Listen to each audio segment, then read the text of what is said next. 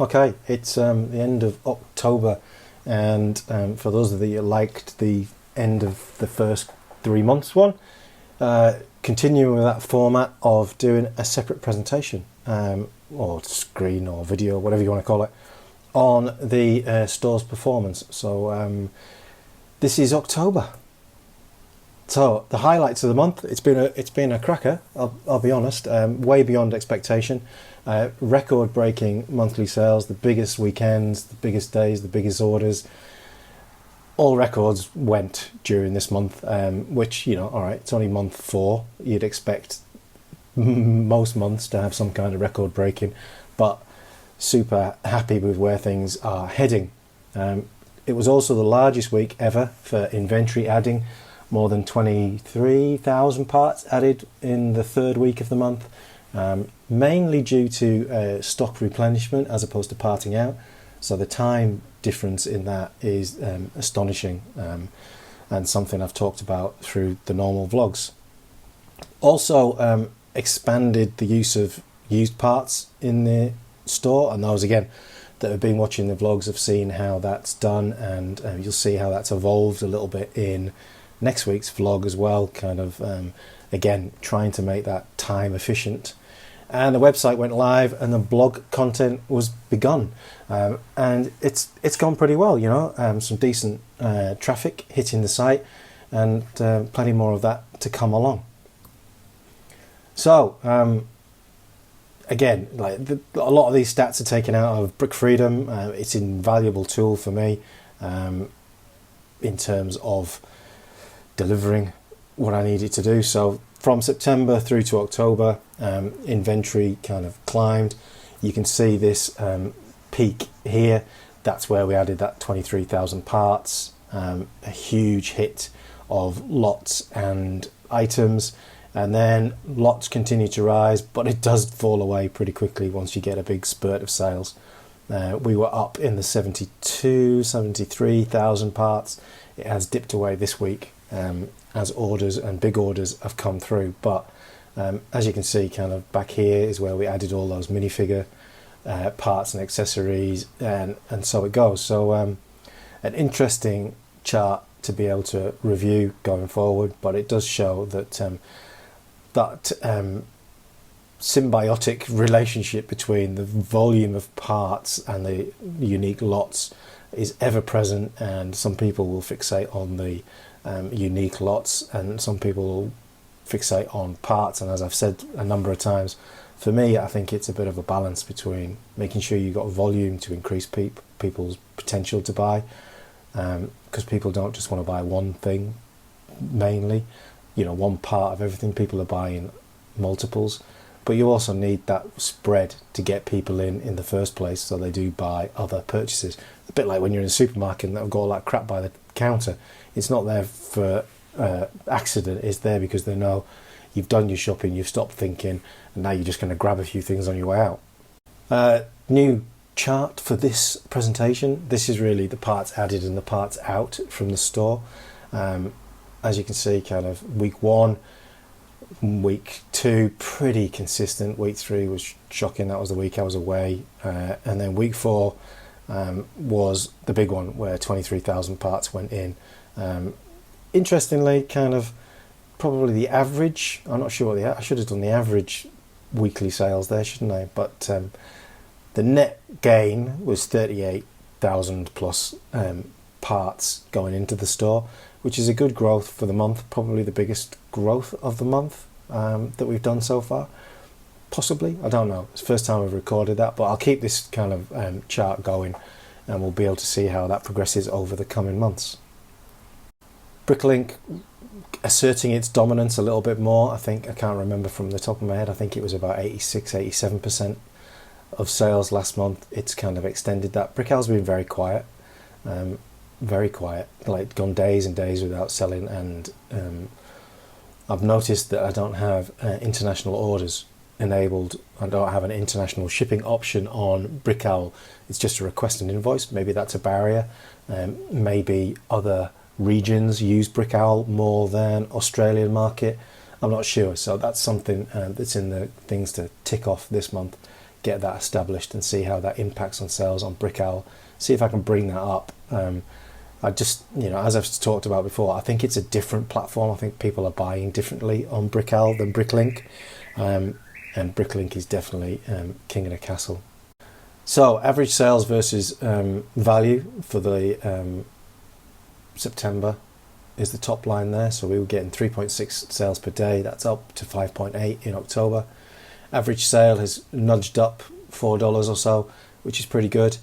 But the total sales is the big jump, from 108 to 180 is a vast increase. But those are good. The progression in all of those columns is consistent month by month. Repeat orders increasing month by month. So they're good signs that we're on the right track, or I'm on the right track. Total sales and items sold through those 2 months. So in September, total sales 108.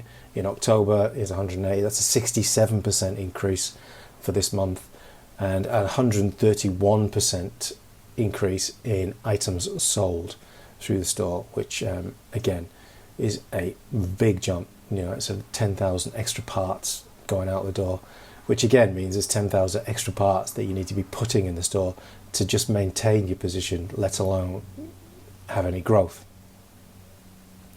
I've been using this one to kind of track, see if there's any patterns.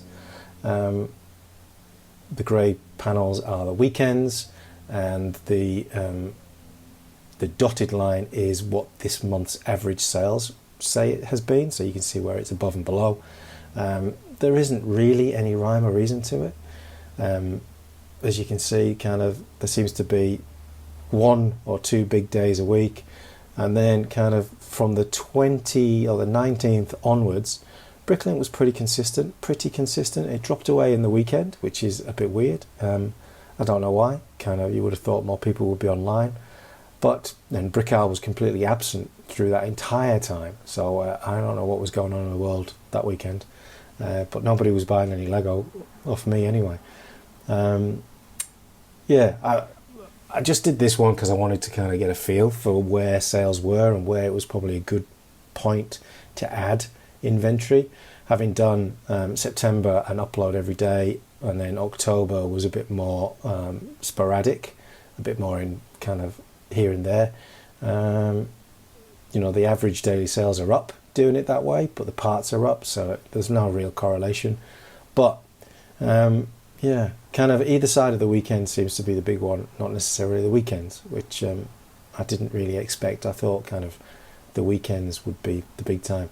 What I have noticed is that a lot of orders come in late at night. So whilst in WA kind of the time difference is different to the East Coast, if you follow that through and orders are coming in at 10, 11 o'clock at night in WA time, that means it's like 12 or 1 o'clock in the morning on the East Coast. So people are definitely purchasing in the middle of the night.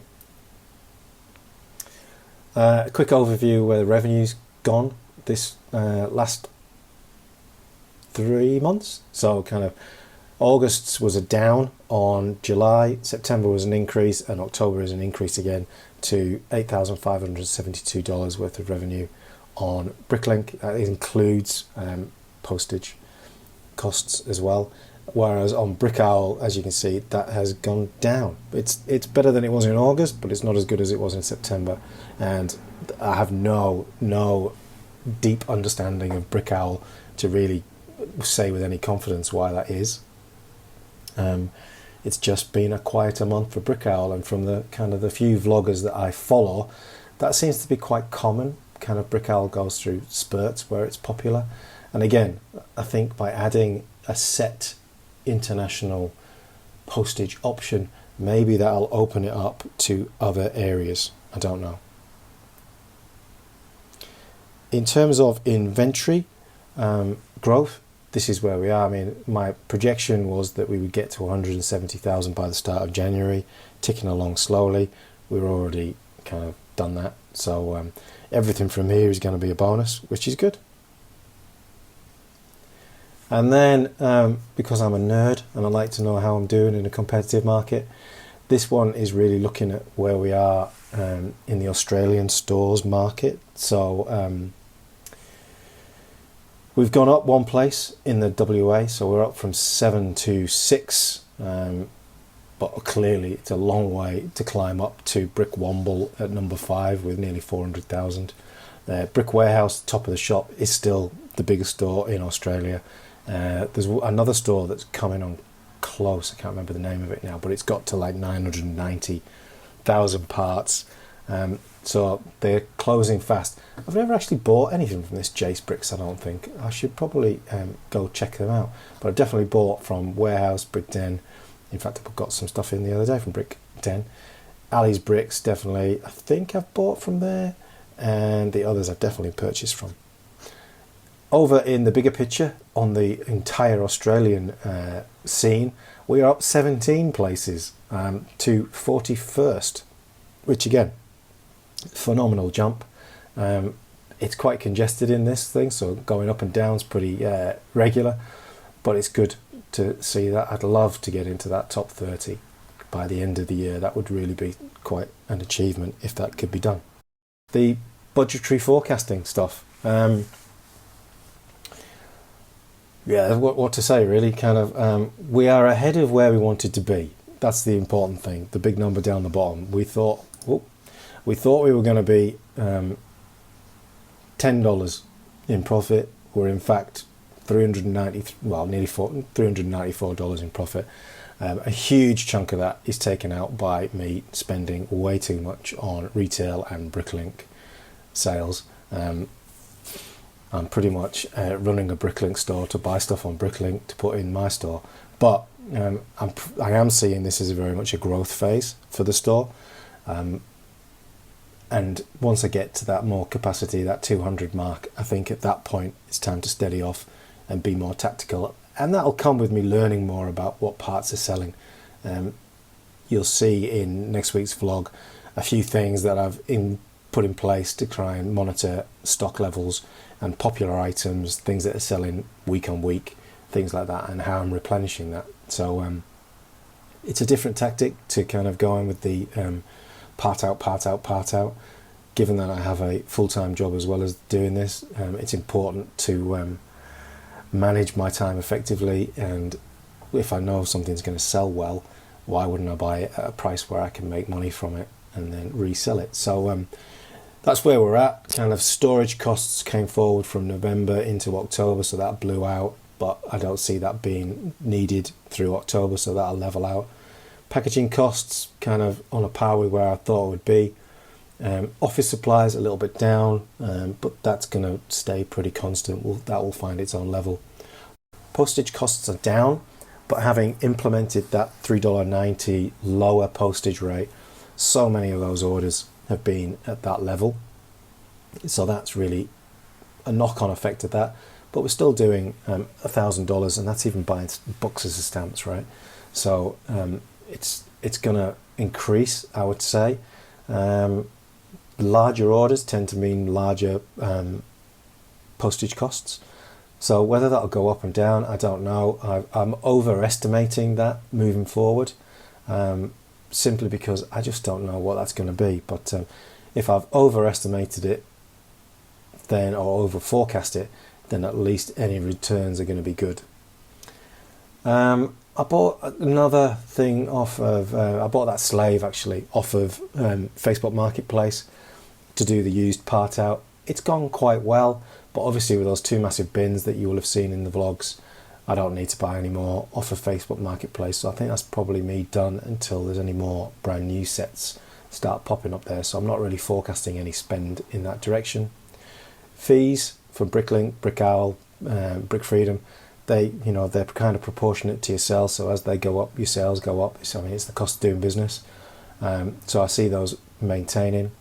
And I've re-looked at those expenditure for Bricklink purchases and LEGO retail purchases, simply because getting that number of parts in the store to maintain inventory costs money. And again, if you don't have stock, you don't have a store, or you have an awful lot of stock that you're having to discount heavily to try and move because it's not very popular. So it's going to be a bit of a try it and see with that kind of thing. You get carried away. It's easy to get carried away. I know I do. So we'll see how we go. Miscellaneous expenses were 0 this month, but I'm still allocating costs for that moving forward. And then Bricklink sales, I've reforecast that with a 20% growth, and I've reforecast Brickowl with a modest growth, which, if everything kind of went to plan, would go from kind of returning a $230 profit next month to $3,485, which is a massive jump, I know. And I might be absolutely cloud cuckoo land there. I've not reforecast December yet because it just seems ludicrous, really. But November's going to be an interesting one. Kind of, we've got all that we need now to operate the store. Kind of tried and tested a few things. Yes, I could be more accurate with some orders. Yes, there's a fair few refunds and things like that, but less than last month. And the majority of those are pre-postage, so it's things missing from the store. And one of the things I'm going to start doing is doing drawer audits. I'm going to go through a section of drawers and just audit the parts within them. I've spotted a few along the way that say I don't have a part, and there's some in there. And equally, there's ones where you find you're missing one or two, so some audits are required. So I'm going to allocate some time each day to do that. So that's where we're at on the budget forecasting. And then kind of November moving forward, we've got these two big containers of used that I want to complete sorting and get them listed. It may be that I only list the interesting parts and just bag and store more less saleable items until there's more room in these drawers. I don't want to get too much volume of used at once. It's very time consuming finding parts in the system that I've got. Simply don't have the room to replicate the drawers and trays and boxes for a used system that I have for the new, so can't do that. And I want to clear out the backlog of parting out stuff. It's not massive now, it's probably under 10 or 12 sets up there that need done. They're ones and twos of things, so it's a bit more of a pain in the ass, but it's got to be done. Get them in the store. There's no point in them sitting in a cupboard when those parts could be on the inventory. I'm going to continue with the blog content for the website. Got a couple more ideas. Seems to be going well, and probably do a couple more vlog pieces around that as well. And as one of the viewers emailed me and was asking about kind of the time allocation that running the store does, this month I am kind of recording my time for all kind of tasks, so that we get an idea of kind of the time that I'm spending on the store. And it'll probably give everyone an idea of kind of the time it takes to do orders, part outs, just the general admin, finding inventory and whatnot. Whatnot, not as in the auction site, whatnot as in just general stuff that I get to do. Right, and that's it. November, it's been a cracker. You know, we are up 180%, which nobody can grumble at. And on to, well, that was October, sorry, on to November and see where we can get this spaceship going. Thanks for watching. If you enjoyed the video, please do like and subscribe down below. If you've got questions, please leave a comment down below. I am planning on doing like a Q&A video when there's enough questions. I've got a few already, so always welcome for more. If you've got hints or tips, things that I could be doing better to run the store, things that you've learned, please, again, leave a comment, drop me an email, reach out on Instagram or on YouTube or wherever it is that you feel comfortable doing it. And I look forward to hearing from you. Thanks for watching, and I'll see you for another one of these next month.